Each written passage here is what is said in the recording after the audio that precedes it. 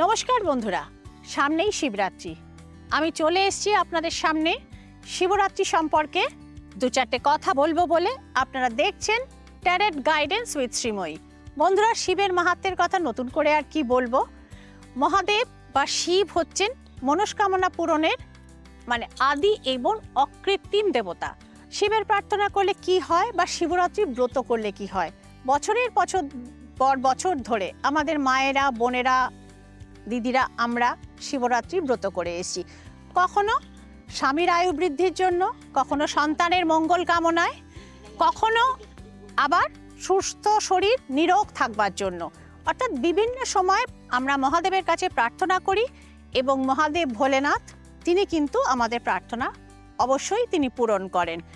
এবং এই শিবরাত্রিতে আপনারা কি করতে পারেন? শিবরাত্রিতে আপনারা অবশ্যই উপবাস করবেন। উপবাস করে শিবরাত্রির দিন যারা মনে করছেন 4 প্রহরে 4 বার পুজো করতে পারবেন, তারা সেক্ষেত্রে প্রহরে প্রহরে কিন্তু আপনারা শিবের পুজো কিন্তু আপনারা করবেন।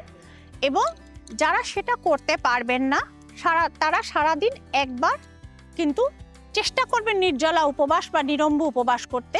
সেটা সম্ভব না হলে সাত্বিক আহার করবেন এবং শিবের মাথায় অবশ্যই দুধ, গঙ্গা জল এবং পঞ্চামৃত কিন্তু আপনারা দিয়ে আপনাদের মনস্কামনা জানাবেন এবং ওই দিন শুদ্ধ চিন্তা এবং সাত্বিক জীবন যাপন করবেন। মহাদেব বেশি কিছু চান না, তিনি শুদ্ধতা এবং সাত্বিকতা পছন্দ করেন। এবং যারা মনোবাঞ্ছিত পাত্র বা পাত্রী যারা অভিলাষ করছেন, তাদেরকে বলবো অবশ্যই তারা শিবরাত্রি পুজোটা করবেন। এবং শিবের পুজোতে বেলপাতা যেমন আবশ্যক, তেমনি ধূত্র ফুল, আকন্দ ফুলের মালা এবং কাঁটা জাতীয় যে ফলটি পাওয়া যায় সেই ফলটি কিন্তু অবশ্যই দেবেন।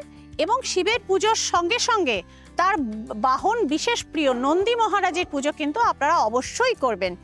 এবং আপনারা যারা বেনারসে শিবের কাছে গেছেন বা বিভিন্ন জায়গায় শিবের পুজো যারা দিতে গেছেন, তারা দেখবেন অনেক মন্দিরের সামনে নন্দীশ্বরের মূর্তি কিন্তু থাকে। সেক্ষেত্রে আপনাদের নির্দিষ্ট মনস্কামনাটি আপনারা নন্দী মহারাজের কানে কানে কিন্তু বলে আসবেন। অবশ্যই দেখবেন সেই প্রার্থনা কিন্তু আপনাদের পূরণ হবে। এটি কিন্তু আশ্চর্যজনক একটি প্রয়োগ, খুব কম লোক এটির সন্ধান জানেন। কাজেই এটা শিবরাত্রিতে শিবের সঙ্গে সঙ্গে নন্দীর পুজোটি আপনারা অবশ্যই সেক্ষেত্রে করবেন।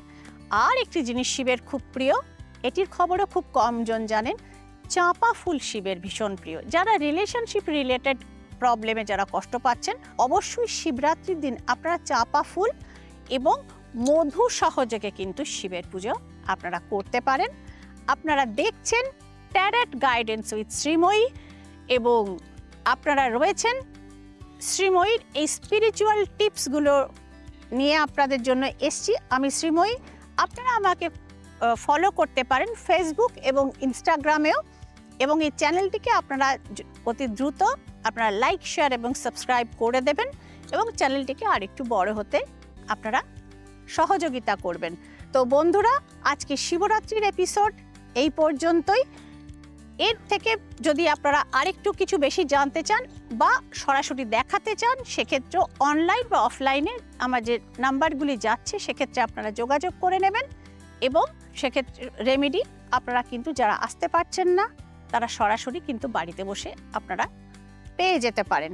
তাহলে বন্ধুরা, দেখা হচ্ছে পরবর্তী এপিসোডে। ততক্ষণের জন্য সকলে ভালো থাকবেন, আনন্দে থাকবেন, সুস্থ থাকবেন। জয় ভোলেনাথ।